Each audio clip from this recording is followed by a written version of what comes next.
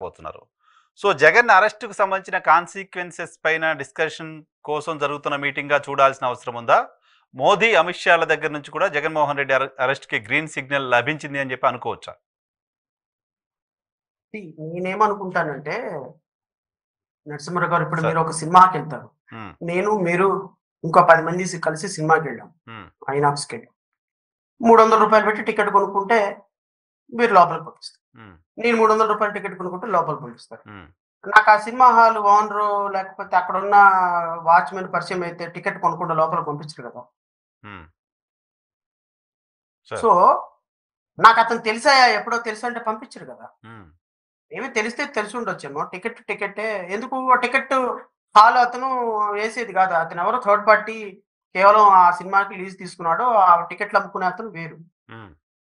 Bharatiya Janata party దగ్గర గూడా అలాగే ఉంటుంది. హ్మ్. భారతీయ జనతా పార్టీ జగన్మోహన్ రెడ్డి పర్సనల్ కాదు. చంద్రబాబు నాయుడు పర్సనల్ కాదు. నారా లోకేష్ పర్సనల్ కాదు. పవన్ కళ్యాణ్ పర్సనల్ కాదు. హ్మ్. పర్సనల్ కాదు. ఎవరికి ఎవరు పర్సనల్ కాదు. ఇక్కడ ఎమోషన్స్ ఏముండవు భారతీయ జనతా పార్టీలో. హ్మ్.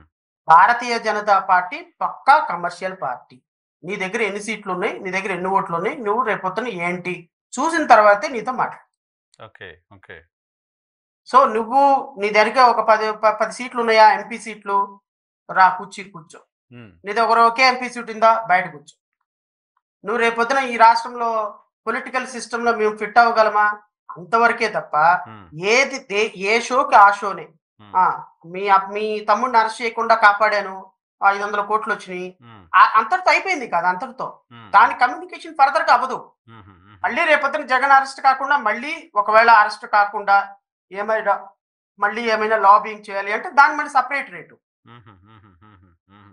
దేనికి పీస్ మెయిల్ వర్క్ అన్నమాట. హ్మ్. భారతీయ జనతా పార్టీది పీస్ మెయిల్ వర్క్. హ్మ్. సో, వాళ్ళకి బంధాలు, బంధుత్వాలు, మనవాడు, పరాయివాడు అని ఏమీ లేదు. హ్మ్. బంధాలు, బంధుత్వాలు ఉన్నవాడు జగన్మోహన్ రెడ్డికి వ్యతిరేకంగా ఎందుకు వాళ్ళు కూటమిలో ప్రభుత్వంలో చేరతారు? చేస్తారు. హ్మ్.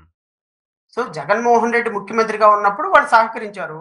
ఇప్పుడు చంద్రబాబు నాయుడు ముఖ్యమంత్రిగా ఉన్నప్పుడు సహకరిస్తున్నారు. హ్మ్. రేపొద్దున పవన్ కళ్యాణ్ ముఖ్యమంత్రి అవ్వటానికి సహకరిస్తారు. హ్మ్. రేపొద్దున జడా శ్రావణ్ ముఖ్యమంత్రి అయితే నాకు సహకరిస్తారు. హ్మ్. రేపొద్దున ఇంకొక అతను ముఖ్యమంత్రి మళ్ళీ జగనే ముఖ్యమంత్రి అయితే మళ్ళీ జగన్‌ని రెడ్ కార్పెట్ ఏసి పిలుస్తారు. వాళ్ళకి కావాల్సింది ఓవరాల్‌గా ఒక రాష్ట్రంలో పదవి. కానీ అమరావతి పనులకు మళ్ళీ శంకుస్థాపన చేయడం కోసం వచ్చిన సందర్భంగా నరేంద్ర మోదీ గారు జగన్మోహన్ రెడ్డి గారికి సంబంధించిన ప్రస్తావన తీసుకురాకపోవడం, అమరావతి ఈ రకంగా డెవలప్ కాకుండా ఆగిపోవడానికి జగన్మోహన్ రెడ్డి కారణం లాంటి ఒక మాట కూడా మాట్లాడకపోవడం పైన రకరకాల డిస్కషన్ జరిగింది. ఆ సందర్భంగానే వాళ్ళిద్దరి మధ్య ఏదో సంబంధం ఉంది ఇంకా లాంటి ఒక చర్చకు ఆస్కారం చూసాం. అసలు జగన్మోహన్ రెడ్డికి, అమరావతికి డెవలప్‌మెంట్‌కి సంబంధం ఉంటుంది సార్. హ్మ్. అమరావతి డెవలప్‌మెంటు, పోలవరము అంతా కూడా కేంద్ర ప్రభుత్వ ఆధీనంలో ఉండేవి. హ్మ్. కేంద్ర ప్రభుత్వం ఇవ్వాల్సినటువంటి బాధ్యత. హ్మ్. కేంద్ర ప్రభుత్వాన్ని రిక్వెస్ట్ చేయాల్సింది రాష్ట్ర ప్రభుత్వం అంతే. హ్మ్. మేము ఒక అమరావతిలో అసెంబ్లీ కడుతున్నాము. ఒక హ్మ్. 5,000,00,00,000 ఇవ్వండి. హ్మ్. లెటర్ రాస్తారు అంతే. హ్మ్. డబ్బులు ఇవ్వాల్సిన బాధ్యత చట్టం ప్రకారం సెక్షన్ 94, 93, 2014 బైఫర్కేషన్ యాక్ట్ ప్రకారం కేంద్ర ప్రభుత్వానిది. హ్మ్. ఇన్‌స్టిట్యూషన్స్ ఇవ్వాల్సినటువంటి బాధ్యత కొత్త రాష్ట్రం ఏర్పడితే ఆ రాష్ట్రాన్ని డెవలప్ చేయాల్సిన బాధ్యత కేంద్ర ప్రభుత్వం చేతిలో పార్లమెంట్ పెట్టింది. హ్మ్. నువ్వు ఆ పాత్ర పోషించకుండా 5 సంవత్సరాలు జగన్మోహన్ రెడ్డి మీద నెపం వేసేసి, జగన్మోహన్ రెడ్డి నాకు లెటర్ రాయలేదు కాబట్టి నేను డబ్బులివ్వలా. హ్మ్. జగన్మోహన్ రెడ్డి నాకు అడగలేదు కాబట్టి 3 రాజధానులను మీరు తన్నుకుంటున్నారు కాబట్టి నేను డబ్బులివ్వలా. హ్మ్. నిజంగా నువ్వే చట్టాన్ని గౌరవించేవాడివైతే హ్మ్. 3 రాజధానులు ఏంటయ్యా? 3 రాజధానులు ఆల్రెడీ ఒకసారి అమరావతి నిర్ణయం జరిగిపోయింది. ఈ రాష్ట్రాన్ని డెవలప్ చేయాల్సిన బాధ్యత మాది. 2014 చట్టం ప్రకారం మా మీదుంది. హ్మ్. జస్ట్ షట్ యువర్ మౌత్ అని చెప్పి జగన్మోహన్ రెడ్డిని పక్కన కూర్చోబెట్టి, ఆ రోజు అమరావతిని డెవలప్‌మెంట్‌కి డబ్బులిస్తే ఆపేవాడు ఎవరు? అదే మోడీ గుజరాత్‌లో అలాంటి పరిస్థితి ఉంటే ఆపుతారా? నో గదా! హ్మ్. మీ భారతీయ జనతా పార్టీ అధికారంలో ఉన్న రాష్ట్రానికైతే అలా వదిలేస్తారా? హ్మ్. పిల్లి కొట్టుకుంటుంది కాబట్టి మా హ్యాపీగా నక్కలాగా పైన కూర్చొని భారతీయ జనతా పార్టీ ఎంజాయ్ చేసింది. హ్మ్. హ్మ్. హ్మ్. ఏం మాట్లాడతారు జగన్మోహన్ రెడ్డిని 5 సంవత్సరాలు జగన్మోహన్ రెడ్డి అమరావతికి డెవలప్ చేయలేదని మాట్లాడతారా? హ్మ్. అమరావతి డెవలప్‌మెంట్‌కి ఎవరు జగన్మోహన్ రెడ్డి చేస్తాడా? ఎక్కడి నుంచి చేస్తాడు? కేంద్ర హ్మ్. ప్రభుత్వం డబ్బులు ఇయ్యందే. హ్మ్. ఇవ్వాల్సిన బాధ్యత మీదే. పోనీ నేను అడిగితేనే నువ్వు ఇవ్వాలా? హ్మ్. కాదు కదా! హ్మ్. చట్టం నీ మీద పెట్టింది బాధ్యత. హ్మ్. సక్సెసర్ స్టేట్ డెవలప్ చేయాల్సినటువంటి బాధ్యత కేంద్ర ప్రభుత్వం మీద పెట్టింది, రాష్ట్ర ప్రభుత్వం మీద లేదు.